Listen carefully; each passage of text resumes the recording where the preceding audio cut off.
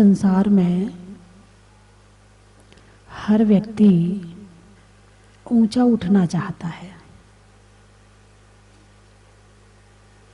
फैलना चाहता है संसार में, यश के माध्यम से वो हर दिल में बसने की चाह रखता है। मेरा नाम हो, लेकिन जहाँ गहराई होती है वहाँ ऊंचाई होती है, और जहाँ गहराई नहीं होती वहाँ ऊंचाई टिकने वाली नहीं है। वृक्ष की जड़ जितनी गहरी होती है, वृक्ष उतना ऊंचा जाता है। फसल की जड़ कितनी गहरी होगी? थोड़ी सी, जरा में उखाड़ लो। घास कितनी गहरी होगी? थोड़ी सी। और जो बड़े बड़े पेड़ होते हैं उनको उखाड़ने में लोगों को पसीना आ जाता है, जेसीबी फेल हो जाती है, इतनी गहरी गहरी जड़ें होती हैं। और जिसकी गहरी जड़ है वो ऊंचा जाने की सामर्थ्य रखता है, और जिसकी जड़ गहरी नहीं है उसकी ऊंचे जाने की सामर्थ्य भी नहीं है। भगवान महावीर दीक्षा ली, जंगल चले गए, सबको छोड़ दिया, घर परिवार महल मकान, और अकेले ऊपर से नहीं छोड़ा था, अंदर से छोड़ा था। दो तरह का छोड़ना होता है। एक है कि छोड़ दिया मगर मन से अभी गया नहीं है, मन में अभी बसा हुआ है, लेकिन मन से भी छोड़ दिया और तन से भी छोड़ दिया और वचन से भी छोड़ दिया। ये त्याग उत्कृष्ट त्याग होता है। तो भगवान महावीर ने जंगल में जाके क्या किया था? भाई, आप घर में रहते हो तो सुबह से शाम तक 10 काम करते हो, सो के उठते हो, महिलाएं हैं झाड़ू लगाती हैं, पुरुष हैं अपने टीवी देखते हैं, ये करते हैं वो करते करते करते करते करते पूरा दिन निकल जाता है, सो जाते हैं। फिर दूसरे दिन फिर करते करते करते थक जाते हैं, फिर सो जाते हैं, थकान उतर जाती है, फिर करना शुरू कर देते हैं। यही करते ना। लेकिन भगवान महावीर जब जंगल में गए तो उनके पास तो कोई काम ही नहीं बचा, कोई मित्र नहीं है, कोई परिवार नहीं है, ना कोई बातचीत करने वाला है, ना कोई बोलने वाला है। तो फिर वो क्या कर रहे थे जंगल में जाकर के? तो दो तरफ से कार्य होता है, एक होता है बाहर की तरफ से और एक होता है अंदर की तरफ से। जब मन बाहर जाता है तो बाहर से जुड़कर बाहर फैलाव करता है, बाहर विस्तार करता है, बाहर विस्तार चाहता भी है और करने का पूरा प्रयास भी करता है। और जब मन अंदर जाता है तो अंदर की गहराई में जाता है। और अंदर की गहराई कैसे जाएंगे अंदर? तो उसके लिए ध्यान करते हैं। भगवान महावीर ने क्या किया था? वो आत्मा की गहराई में गए थे, और एक दिन 2 दिन में गहराई में नहीं पहुंच पाए। कितने दिन लग गए? 12 वर्ष लग गए। कितने दिन? 12 वर्ष। और इन 12 वर्षों से तो छोड़ो, पिछले जन्म में भी उसका प्रयास कर चुके थे, अंदर में गहराई काफी जा भी चुके थे, उसके पिछले जन्म में भी, उसके पिछले जन्म में भी, तब जाकर के यहाँ 12 साल में काम पूरा हो गया। और 12 वर्ष में ऐसा काम पूरा हुआ, ऐसे अंदर गए, ऐसे अंदर गए, ऐसे अंदर गए कि संपूर्ण लोक में फैल गए। बात समझ में आई कि नहीं? जितनी गहराई उतनी उतना फैलाव, उतनी ऊंचाई। ऐसे अंदर गए कि केवल ज्ञान प्राप्त हुआ, और केवल ज्ञान प्राप्त हुआ तो तीनों लोकों में उजाला हो गया। उस केवल ज्ञान की किरणें इतनी तेज थी कि सौधर्मेंद्र का सिंहासन भी हिलने लगा। यानी कहने का अभिप्राय यह है कि जब गहराई में जाएंगे तभी हमारा फैलाव और विस्तार बाहर अपने आप हो जाएगा। बाहर आप कितना विस्तार करना चाहोगे उसमें कोई बड़ी बात नहीं है, वो शाश्वत नहीं है, वो केवल कुछ देर का है, क्षणिक है। थोड़ी देर को दुनिया ने जान लिया, काम खत्म हो गया।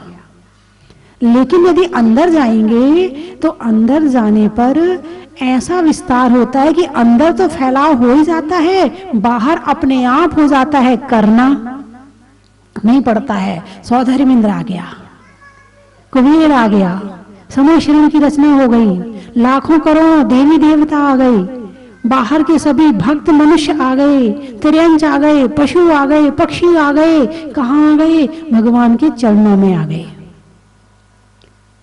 और ऐसे आए, समर्पित हो गए। यश चाहते हो ना, चाहोगे तो नहीं मिलेगा। भगवान ने यश के लिए किया था क्या ध्यान? भगवान ने त्याग किया था, वो यश के लिए किया था क्या? कि मेरा नाम हो, देखो मैंने इतना त्याग किया है। भगवान ने किस लिए किया था? आत्मा के सच्चे सुख की प्राप्ति के लिए किया था, और उससे दोनों काम अपने आप हो गए।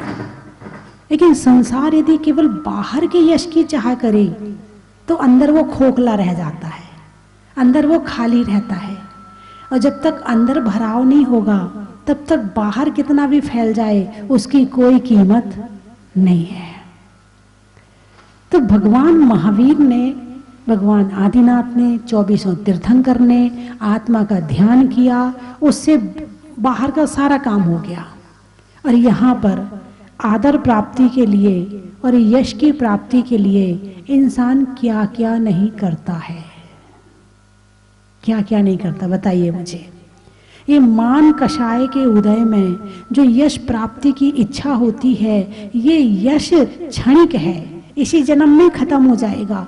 एक पिताजी होते हैं, बेटे को संपन्न बनाना चाहते हैं, धन देना चाहते हैं। भाई क्यों देना चाहते? मेरा बेटा मुझे याद करेगा कि मेरे पिताजी भी इतना छोड़ के चले गए मेरे लिए। और बेटा कहेगा क्या किया तुमने? सबके पिताजी करते, तुमने कौन सा बड़ा काम कर लिया? पिताजी ने सारी जिंदगी मेहनत करी, हो सकता दान भी ना दिया हो, हैं? और हुआ क्या रिजल्ट? सबके पिताजी करते, तुमने कौन सा बड़ा काम कर दिया? सबके पिताजी अपना धन देते अपने बच्चों को, तुमने कौन सा बड़ा काम कर लिया? यही सुनने को मिलता कि नहीं मिलता? यहाँ तक कि पिताजी ने भाई से लड़कर के संपत्ति इकट्ठी करी हो। ऐसा हो सकता कि नहीं हो सकता? भाई संपत्ति इकट्ठी करी ना, किसके लिए कर रहे हो? बच्चों के लिए कर रहे हैं। किसके लिए कर रहे हो? बच्चों के लिए कर रहे हैं। लड़े किससे? भाई से। भाई किसका है? तुम्हारा है। और बेटा किसका है? तुम्हारा है। दोनों तुम्हारे हैं ना। इससे उठा करके इसको दे दिया, तुम्हें क्या मिला? लड़ने में जो कषाय हुई, जो पाप हुए, बस वही मिला तुम्हें। तुम्हें कुछ नहीं मिला, कोई सुख नहीं मिला। ना भाई तुम्हारे साथ जाएगा और ना बेटा तुम्हारे साथ जाएगा। भाई के पास था वो भी तुम्हारा था, और बेटे के पास है तो बेटा भी तुम्हारा है। मान लो वैसे तो कोई किसी का नहीं है, निश्चय से देखा जाए तो कोई किसी का नहीं है, लेकिन फिर भी एक मोह होता है, और ये मोह लड़ाई करवाता है, झगड़ा करवाता है, सारे काम करवाता है। और केवल एक ही बात है, आजकल के तो मम्मी पापा अपने बच्चों के लिए इतना करते हैं, इतना करते हैं। ओ भगवान, पहले के मम्मी पापा भी करते थे मगर इतना नहीं करते थे, हैं? इतना करते हैं कि बच्चों का भविष्य ही खराब कर देते हैं। जो सुख मैंने प्राप्त नहीं किया है वो मेरे बच्चों को मिल जाए। बचपन में मुझे जो नहीं मिला था वो मेरे बच्चों को मिल जाए। कम से कम जो सुख तुम्हें 25 साल बाद प्राप्त हुआ था, आज वो सुख 5 वर्ष के बच्चों को प्राप्त हो रहे हैं। अब वो 25 साल में जाके क्या करेगा? जब वो 5 साल का था तो सोचता था जब मैं बड़ा होऊंगा तो मुझे ऐसे पैसे मिलेंगे, मुझे ये चीज मिलेगी, दिमाग में आशा थी। तो 20 साल उसके आशा में निकल गए। लेकिन जब तुमने वो चीज 5 साल में उसे दे दी तो 25 साल का मामला तो खत्म हो गया। अब वो 25 साल में किस चीज की इच्छा करेगा? और सुख में मिल गया ना, वो सुख नहीं है। जब तक आशा है ना तब तक सुख है। कोई भी चीज को आप देख लेना, आपके घर में फ्रीज नहीं है, जब तक नहीं था ना, फ्रीज आ जाए तो अच्छा है, ये हो जाए तो अच्छा है, आने के बाद ठीक है, पड़ा एक कोने में, कौन देख रहा है। पहले तो दिन भर याद आती थी, फ्रीज नहीं है, फ्रीज नहीं है, फ्रीज नहीं है, अब पड़ा एक कोने में, बिल्कुल याद नहीं आती है। यही बात है कि नहीं? तो ऐसे ही हर चीज के साथ में लगाओ संसार की, कि जब तक जो चीज नहीं होती है वो चीज दिन भर याद आती है, और मिलने के बाद में सुख खत्म, कोई सुख नहीं है फिर। तो ऐसे ही आप बच्चों के लिए इतना सब कुछ करते हो, लेकिन बच्चों को सुख कब महसूस होगा ये आपको पता नहीं है। बच्चे यदि खुद कमा करके जो चीज प्राप्त करेंगे ना, उसका सुख ज्यादा होता है। एक बच्चा यदि 10,000 की भी नौकरी कर रहा है, और जो 10,000 रुपए आते हैं ना, उसे बहुत बड़े लगते हैं। ऐसा लगता है कि मैंने सारी दुनिया कमा ली। और किसी बड़े पिताजी के बेटे को यदि 10,000 रुपए होटल जाना ना, पापा जरा 10,000 देना, 10 मिनट में 10,000 उड़ा करके आ जाएगा, उसे 10,000 की कीमत पता नहीं चलेगी, 10,000 का सुख भी महसूस नहीं होगा। जो सुख वो 10,000 कमाने वाला 10,000 का सुख ले रहा है, बड़े पिताजी के बेटे को वो सुख 10,000 में नहीं, 1 लाख में भी नहीं मिलने वाला है। तो बंधुओं, इंसान सारी जिंदगी यश के लिए बड़ी मेहनत करता है, बड़े उपाय करता है, बड़े प्रयास करता है, मेरा नाम हो, किसी तरह से तो हो, है कुछ ना मिले तो एक बार तो एक व्यक्ति ने एक दूसरे व्यक्ति की हत्या कर दी।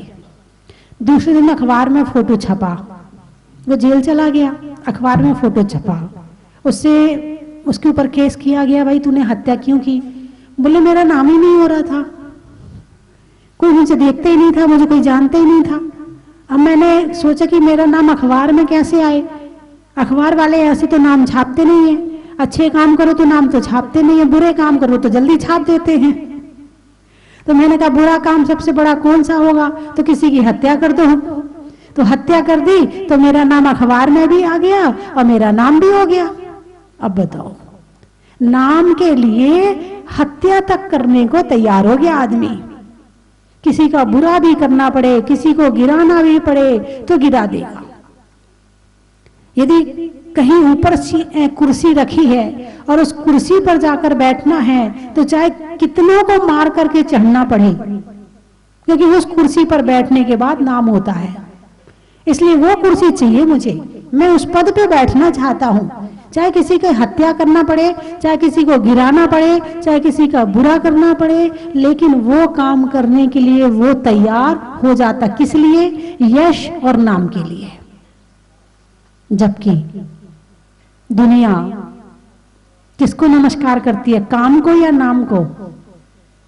अरे बोलिए ना, काम को। दुनिया काम को नमस्कार करती है, नाम को नहीं करती है। और फिर भी वो नाम भी कितने दिन के लिए है। अभी जो आपको नाम मिला है, क्या नाम है आपका? मनीषी। ये नाम कहां से मिला आपको? ये आपका नाम है? नहीं है। किसका नाम है? मिला ही हुआ है ना। जो चीज मिली है वो मेरी कहां से हुई? नाम नहीं पूछ रही हूं, मैं बता रही हूं कि जो चीज मिली हुई है, यदि आपको किसी ने कुछ दिया है तो आपका नहीं था ना, आपका था नहीं ना, तभी तो मिला है। तो नाम किसने दिया आपको? किसने दिया? घर में माता पिता ने दिया होगा, बुआ ने दिया होगा, पड़ोसी ने दिया होगा, और आजकल थोड़ा सा और है कि भाई गुरुओं के पास जाके नाम रखवाते हैं, तो किसी गुरु ने दिया होगा। है नाम मिला हुआ है, इसलिए मेरा नहीं है। अब जो चीज मेरी नहीं है उसका प्रचार प्रसार आप करना चाहोगे क्या? अरे बोलिए ना। जो चीज मेरी है ही नहीं है उसका प्रचार प्रसार करना। पड़ोसी की दुकान है, आप अपनी दुकान का एडवर्टाइजमेंट करोगे या पड़ोसी की दुकान का करोगे? किसका करोगे? हैं अपनी का करोगे? तो तुम्हारा जो नाम है वो तुम्हारा तो है ही नहीं, वो तो दिया हुआ है। और तुमने उसे अपना मान लिया, पकड़ लिया उसे, और पकड़ करके कहा ये तो मेरा नाम है। यदि आपसे पूछा जाए, इतने सारे लोग बैठे हैं, मुझे एक साथ सबका नाम लेना हो तो क्या लिया जाएगा? हे भव आत्मन, क्या कहा जाएगा? यानी चाहे सुशील हो, चाहे पीयूष हो, चाहे नरेश हो, चाहे कोई हो, सबके अंदर पहले आत्मा है। आत्मा नाम मेरा है और जो मिला हुआ है वो मेरा नाम नहीं है, यही मिला था और जाने के बाद में रहेगा क्या? अरे बोलिए ना, नहीं रहेगा। यही मिला था, यही छूट जाएगा और अपना बिना नाम के हम फिर से अगले जन्म में चले जाएंगे। तो त्रियंज, देव, नरक, मनुष्य, इन सब को यदि एक नाम से पुकारना हो तो क्या है वो? आत्मा। नरक में भी आत्मा है, स्वर्ग में भी आत्मा है, देवगति में भी आत्मा है, त्रियंच में भी आत्मा है, मनुष्य में भी आत्मा है। तो मैं कौन हूं? आत्मा हूं। यश किसका होता है, आत्मा का या शरीर का? फोटो किसकी छपती है? शरीर की है। और शरीर में भी पूरे शरीर की नहीं छपती, शरीर में भी पूरे की नहीं छपती है। यदि आपसे कहा जाए जरा फोटोग्राफर बुलाया, बढ़िया कैमरा बुलाया है तो आपकी फोटो खिंचवा, अब 5 मिनट रुको। अरे नहीं नहीं, टाइम नहीं है, उसको जाना है। अरे नहीं, 5 मिनट रुको, अभी कपड़े बदल के आते हैं। अब बताओ, अब फोटो किसकी खिंचाई आपने? अब तो शरीर से भी और बाहर आ गए। पहले आत्मा, आत्मा के बाद शरीर और शरीर के बाद कपड़े, अभी और बाहर थोड़ी ज्वेलरी और पहन ले, चेन और डाल लें गले में, खाली गला अच्छा नहीं लगता है, थोड़ी अंगूठी और पहन लें, है खाली अंगुली अच्छी नहीं लगती है, यही कहते हो ना। तो अब इसमें मैं कहां बचा?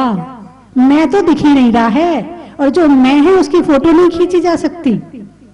2 तरह के कैमरे होते हैं, एक कैमरा अंदर की फोटो खींचता है शरीर की और एक कैमरा शरीर के बाहर की फोटो खींचता है। दोनों में आत्मा नहीं आती है। अरे बोलिए ना, आती है क्या? एक वो जो हड्डियों की फोटो खींचता है वो क्या कहलाता है? एक्सरे। जो नसों की फोटो खींचता है सीटी स्कैन, एमआरआई, यही है ना। तो नस पुद्गल है, हड्डी पुद्गल है, शरीर पुद्गल है, मैं पुद्गल नहीं हूं, मैं जीव हूं। मैं कौन हूं? मैं जीव हूं। अब नाम किसका करना है? बात तो नाम की चल रही है। बात किसकी चल रही है? नाम की चल रही है कि नाम के लिए इंसान पता नहीं क्या क्या कर लेता है। पैसे दे करके नंबर बढ़वा लेता है, हैं? पैसे दे करके नौकरी लगवा लेता है, क्योंकि अच्छी पोस्ट है, ऐसे मिलेगी कहां, फिर कमाई भी तो अच्छी होएगी। हाँ, और नाम भी होगा और पैसा भी मिलेगा, दोनों काम होंगे। तो अभी जितना लगाना है लगा दो। लेने वाला भी सोचता है, घूस लेने वाला चल मिल रहा है तो आजा, वो भी जानता है कि ये सब यहीं छूट जाएगा।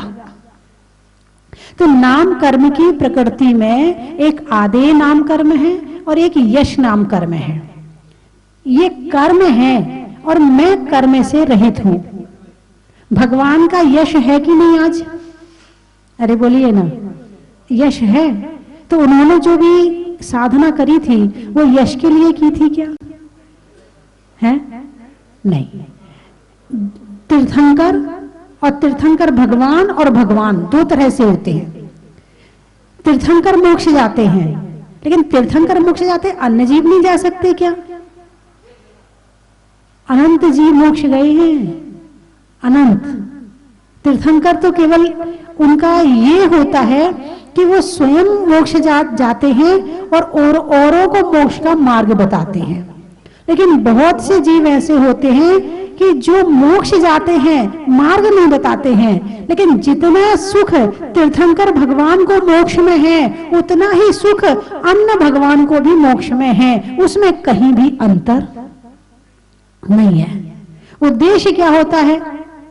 उद्देश्य यह होता है कि आत्म कल्याण और शुद्ध आत्मा की प्राप्ति। और यहाँ जहां यश में फंस जाएंगे तो फिर साधना रह जाएगी। क्या रह जाएगी?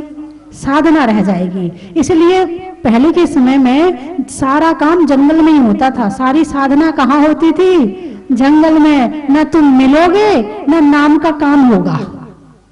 वहां श्रावक भूले भटके पहुंचते थे, तो वहां पर ना इस तरह से माइक लगता था, ना इस तरह से प्रवचन होते थे, ना वहां तो सुबह अपने जंगल में रह रहे हैं, ना वहां पर कोई घर है, ना मकान है। वहां गुफाओं में रहते थे, पेड़ के नीचे रहते थे, वृक्ष की कोटर में रहते थे। तो अपने सुबह उठे, सामायिक करी, साधना करी है, फिर उसके बाद में जो भी उनकी क्रिया है, स्वाध्याय किया, ध्यान किया, और उसके बाद फिर शहरों में, गांवों में आहार के लिए आते थे।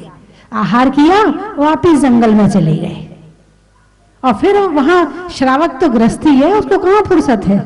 उसको तो दिन भर करिष्यामि करिष्यामि करिष्यामि स्मरेत, मरिष्यामि मरिष्यामि मरिष्यामि विस्मरेत।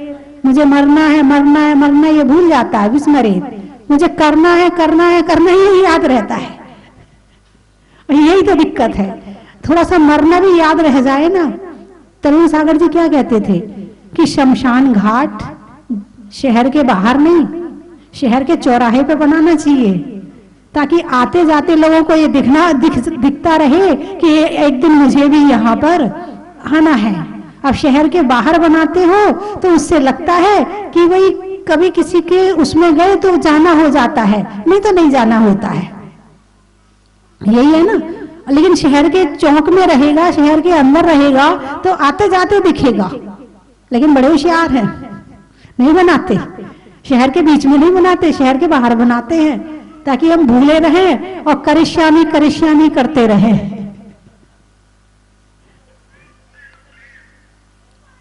भगवान महावीर ने साधना की, ध्यान की, तपस्या की है, त्याग किया। किसके लिए? स्वयं के लिए। अभी यहाँ त्याग करते हैं और यहाँ तो पूरी लिस्ट सुनाई जाती है आकर। मेरा रात्रि भोजन का त्याग है, मेरा बाहर के खाने का त्याग है, मेरा इसका त्याग है, मेरा उसका त्याग है, मैं रोज ये करता हूँ, मैं वो करता हूँ।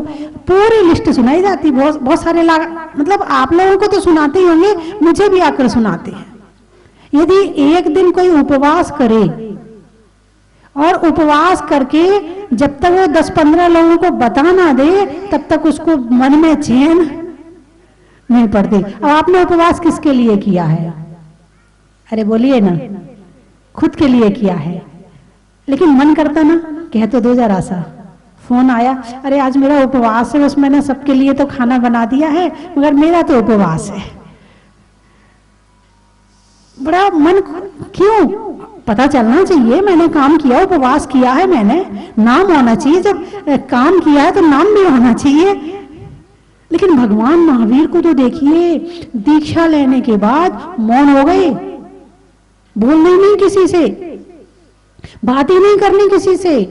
एक ही लक्ष्य, एक ही मंजिल, अंदर जाना, ध्यान में जाना, गहराई में जाना। क्योंकि जितना ज्यादा बाहर बातचीत होगी, मन उतना ज्यादा बाहर की तरफ जाएगा। मन के अंदर उतने विचार जाएंगे, और जितने विचार जाएंगे उतने ध्यान में भटकन होगी। और जितने लोगों से कम बातचीत होगी, जितना बाहर से जुड़ाव कम होगा, जितना बाहर कम रहेंगे, उतना अंदर ज्यादा रह सकते हैं। बात समझ में आई कि नहीं आई? रहना है ना। अंदर ज्यादा रहोगे तो बाहर से कम जुड़ाव होगा, बाहर ज्यादा रहोगे तो ध्यान ही नहीं करने में आएगा। आप लोगों का ध्यान में मन क्यों नहीं लगता? क्यों भटकता है? आंख बंद करके बैठते हो, क्यों भटकता है? क्योंकि बाहर से इतना जुड़े हैं कि वहां का कनेक्शन कट करना बड़ा मुश्किल होता है। और अंदर से कनेक्शन किया ही नहीं, अभी आपने अंदर कनेक्शन लिया ही नहीं है। और जब तक अंदर कनेक्शन नहीं लोगे तो लाइट अंदर जाएगी कैसे? आपके घर में यदि आपको लाइट चाहिए है तो उसके लिए क्या करवाते हो? कनेक्शन लेते हो ना। वैसे तो करेला और नीम चढ़ा। वैसे तो इंसान का मन बहुत पहले से भटक रहा था। जब मोबाइल नहीं था तभी बहुत भटकता हुआ मन था, और मोबाइल आ गया। नहीं, ऐसा नहीं कह सकती, क्योंकि मोबाइल में ऐसी चीजें भी हैं जो आपकी मन की भटकन को दूर करते हैं। उसमें प्रवचन भी है, उसमें ध्यान भी है, उसमें भजन भी है, उसमें अच्छी अच्छी चीजें भी हैं। अपने मोबाइल तो एक बाजार है, मोबाइल तो एक बाजार है, तुम्हें क्या खरीदना है ये तुम्हारे ऊपर है। अब बाजार जाने की जरूरत नहीं है, तुम्हारा मोबाइल में ही बाजार पूरा इकट्ठा हो गया है, सब कुछ मिल जाएगा यहीं। और लेने वाला चाहिए कि तुम्हें क्या लेना है। अब तुम्हारी बुद्धि में जो होगा वो बटन दब जाएगी। बटन कौन दबाता है? स्क्रीन टच कौन करता है? स्क्रीन टच कौन करता है? तुम ही करते हो ना, स्क्रीन से स्क्रीन को टच करते हो। क्या करते हो? स्क्रीन से स्क्रीन को टच करते हो और जो चाहते हो वो निकल जाता है। लेकिन स्क्रीन ने अपने आप नहीं निकाला है, दिमाग ने जो कहा है वो निकाला है। तो बंधुओं, बात केवल इतनी करनी है, आप जो भी काम करो, काम करने के पीछे ये विचार मन में नहीं होना चाहिए कि मेरा नाम हो। यदि केवल नाम के लिए कर रहे हो तो काम अभी पूरा नहीं हुआ है, और काम उतना ही करोगे जितने में नाम होगा। लेकिन अपनी खुशी के लिए करोगे, अपनी भक्ति के लिए करोगे, अपने ज्ञान बढ़ाने के लिए करोगे, तो उतना करोगे जहां तक तुम्हारी लगन है और जहां तक तुम्हारी शक्ति है। नाम के लिए करोगे तो उतना ही करोगे, बस ठीक हो गया, बस इतने में तो सब लोग जान जाएंगे मुझे, बस ज्यादा क्या करना, पहचान जाएंगे, इतनी पहचान बहुत है। लेकिन खुद के लिए करोगे तो केवल ज्ञान प्राप्ति तक पहुंचोगे। कहां तक पहुंचोगे? केवल ज्ञान की प्राप्ति तक पहुंचोगे। तो बंधुओं, संसार में नाम का बड़ा महत्व है। नाम के कारण बड़े बड़े काम करने में आते हैं। काम कीजिए, नाम भी होना चाहिए, मैं ये नहीं कह रही कि नाम नहीं होना चाहिए, होना चाहिए, लेकिन उद्देश्य हमारा काम होना चाहिए, तो हमें फल की पूरी प्राप्ति होगी। चलने में पात का, मित्रों में साथ का, तीर्थंकरों में मुनि सुब्रत नाथ का, पंखा में झलने का, बच्चों में पलने का, भगवान की जमीन से निकलने का, हिंदी में मात्रा का, स्कूल में छात्रा का, आज आपकी जहाजपुर की यात्रा का,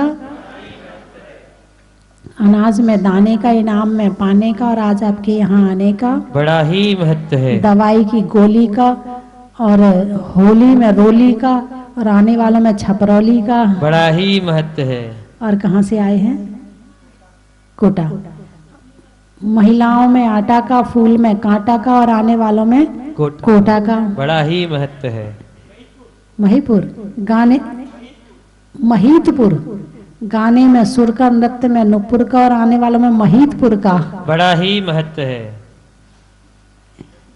नीमच बोलने में सच का, बोलने में सच का, और पापों से बच का, और आने वालों में नीमच का बड़ा ही महत्व है। पीछे वाले कहाँ से आए? ओह, इतने सारे लोग छपरौली से आए। आप लोग बहुत दिन बाद आए, मैं भूल गई आपको। आपने समय ज्यादा लगा दिया है ना। चलिए, बहुत ही अद्भुत है, बहुत ही प्यारी है, और प्रतिमा जी के पास में बैठने में ऐसा लगता है कि उठने का मन ही नहीं करता। माता जी का तो आशीर्वाद हमेशा बना ही रहता है। बच्चों में मस्ती का, पार होने के लिए कश्ती का, बच्चों में मस्ती का, पार होने के लिए कश्ती का, और माताओं में स्वस्ति का बड़ा ही महत्व है। और बोलो, कैसा लगता? तुम वहाँ थे, यहाँ आने के लिए क्या सोच रहे थे, कैसा फिर यहाँ के? आने के लिए तो जी बहुत सोच रहे थे, 12 साल में दर्शन हुए माता जी के जी। एकदम पीयूष भैया है जी हमारे जी, ये सब है, टीम है जी, मंदिर जी बना रहे हैं जी। तो बस बोले एकदम प्रोग्राम बन गया कि किशनगढ़ जाना है जी पत्थर लेने के लिए मंदिर जी का। तो बोले कि चलो 3 से जी का मंदिर जी बनना है जी वहाँ पे। तो पहले मगर जी माता जी का आशीर्वाद लेते हुए चलेंगे, काम सही होंगे, सब अच्छे होंगे। और यहाँ आके फिर क्या देखा आपने? यहाँ पे आके तो अद्भुत है जी, भगवान जी के दर्शन किए, माता जी के दर्शन किए। माता जी, मैं तो आपके आशीर्वाद से महीने में एक आध बार तो आ ही जाता हूँ यहाँ पे और दर्शन करके जाता हूँ। मेरे को बहुत अच्छा लगता है, जब इच्छा होती आ जाता हूँ। और कोटा में रिद्धि सिद्धि में रहता हूँ। आज बेटी के जन्मदिन के उपलक्ष्य में मैंने यहाँ विधान का रखा है, आपके आशीर्वाद से माता जी, तो बस वो संपन्न हो जाए अच्छे से। पहले आई थी तब तो ऐसा लग रहा था कि पता नहीं क्या एक नारी होकर इतना सुंदर काम करवा सकती है, लेकिन आज तो वाकई में मानना पड़ेगा कि हम नारी पुरुषों से कम नहीं हैं। और शानदार अतिशयकारी जो हमने आज मंदिर के दर्शन किए, रोम रोम पुलकित हो गया माता जी। ऐसा लग रहा है कि रात्रि विश्राम यहाँ पर क्यों नहीं किया। भाई साहब आदरणीय प्रेमचंद जी भाई साहब बोले थे कि रात्रि में जाना तो वहाँ की जो छटा है वह देखने लायक है, लेकिन हमारे दुर्भाग्य थे कि हम रात को 9 बजे आए और हमें दर्शन नहीं हो पाए। और सोचती हूँ कि आज रात्रि रुककर और माता जी के साथ रहकर यहाँ पर और इनका सानिध्य पाकर, इनका आशीर्वाद पाकर और रात्रि की यहाँ की छटा देखूं। शानदार अतिशयकारी माता जी। बहुत हर्ष हुआ कि मेरे को मुनीश्वर भगवान के और 24 ही जो हमने दर्शन करे वो ऐतिहासिक है। मैं पद्मावती मंडल के साथ आई थी। जब मैं हम लोगों ने यहाँ पर जब आए थे, जब बोला था कि हम वापस दर्शन करने आएंगे, आपको नीलम पंड्या, स्मृता, विनायका सबकी तरफ से मैं नमोस्तु बोलती हूँ। पिछले साल आए थे तो हम यहाँ रुके, गर्मी बहुत थी। हमने कहा एक भी पेड़ पौधा वगैरह कुछ भी नहीं है, इतना हरियाली कुछ भी नहीं है, कैसे यहाँ हरियाली में रहेंगे। और हम यहाँ 2 दिन रुके थे, जो सचिन कासलीवाल की मम्मी में, तो हम यहाँ 2 दिन रहे, बिल्कुल भी नहीं था। हमारा पूरा परिवार आया और क्या मालूम कैसे बनेगा। और अब आज मैंने 1 साल के अंदर आके देखा, बहुत ही अतिशय हुआ और इतना बढ़िया मंदिर। अभी आज मैंने सबको मोबाइल पे दर्शन करवाए। जी स्वस्ति भूषण माता जी की जय, चुल्लिका माता जी की जय। माता जी आपको देख के ऐसा लगता है कि बस कि हमारे माता जी बस जब कभी बात चलती है तो हमारे माता जी मतलब बोल नहीं पाते आपको देख के। बस 9 महीने रह के आए झालरा पाटन। बस आपको अभी भी ऐसा लगता है कि नहीं माता जी पाटन आएंगे। हाँ, स्वस्ति भूषण माता जी का जो ये मंदिर है, ये तो एक वाकई में एक कला है। कला ही क्या, ये तो महाराज भगवान का आशीर्वाद भी है माता जी के ऊपर, और माता जी का आशीर्वाद सभी पर है। इसलिए पहले भगवान का आशीर्वाद मिलता है, फिर माता जी का आशीर्वाद मिलता है। और यहाँ की छटा देख देख कर तो मन ऐसा लगता है कि बस यहीं रह जाएं। माता जी का आशीर्वाद हो तो हम भी माता जी के चरणों में आ जाएं। फर्स्ट टाइम आए हैं मंदसौर से, लेकिन जैसे ही इंटर किया यहाँ पे बहुत मतलब देखकर सब लोग इतना खुश हो गए। मंदिर को देखकर, यहाँ की छटा को देखकर बहुत प्यारा लगा, बहुत अच्छा लगा। और मंदिर में हम लोग रहा ही नहीं गया, हम लोग रात को आए, लेकिन हमने बैग रखे और सबसे पहले हम लोग दर्शन करने को यहाँ पर आए। बहुत अच्छा लगा, पॉजिटिव एनर्जी मिली, मतलब सब खुश है, बहुत हैप्पी है। और माता जी से मिलके और ज़्यादा अच्छा लगा। 2016 में आए थे निमाड़ महिला मंडल, वहाँ आने के बाद हमें बहुत अच्छा लगा था और हमने यही सोचा था कि हम बार बार यहाँ आएंगे दर्शन के लिए। हम गए साल भी पंचकल्याणक में आए थे और बहुत अच्छा लगा, और अभी फिर हम दर्शन करने आए। यहाँ आने से ऐसा लगा कि हम जल्दी से जल्दी और कब और जल्दी से आए, और हमारी ये आशा है कि हम जल्दी से यहाँ दर्शन के लिए जरूर पधारें। और यहाँ आने से आगे जो दर्शन करने गए वहाँ से यहाँ लाख गुना अच्छा लगा। यहाँ मंदिर यहाँ आकर के मुझे बहुत अच्छा लगा, क्योंकि हम लोग रात में 1 बजे आए थे, फिर भी हम लोगों को इतनी अच्छी व्यवस्था मिली कि अभी हम और क्षेत्रों की अपेक्षा बहुत अच्छी व्यवस्था मिली। और मंदिर देखकर, भगवान की मूर्ति देखकर तो हमारा मन बहुत प्रफुल्ल हो गया। वैसे हम 5 बजे माता जी के प्रवचन सुनते हैं टीवी पर, तो हमें तो बहुत दिन से लग रहा था कि कब मेरा भाग आएगा कि हम वहाँ पहुँच जाएंगे, और आज आकर मुझे बहुत अच्छा।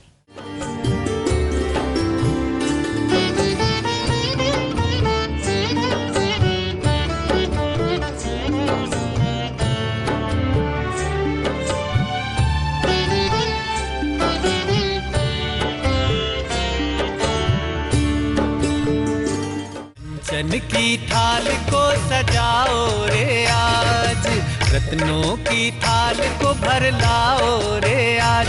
आओ आओ करे रे गुणगान, आरती भगवन की।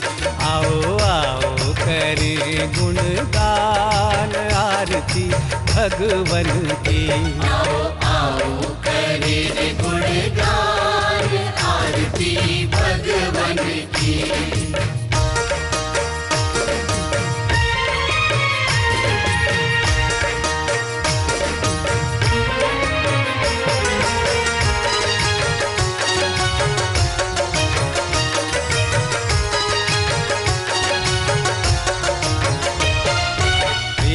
सुमित्र के राज दुलारे, माँ पद्मा जी के नैनों के तारे। पिता सुमित्र के राज दुलारे, माँ पद्मा जी के नैनों के तारे। राजगृही में जन्म लियो आप, राजगृही में जन्म लियो आप। आओ आओ मनाए खुशी आज आरती भगवन की। आओ आओ करें गुणगान आरती भगवन की। आओ आओ करें गुणगान आरती भगवन की।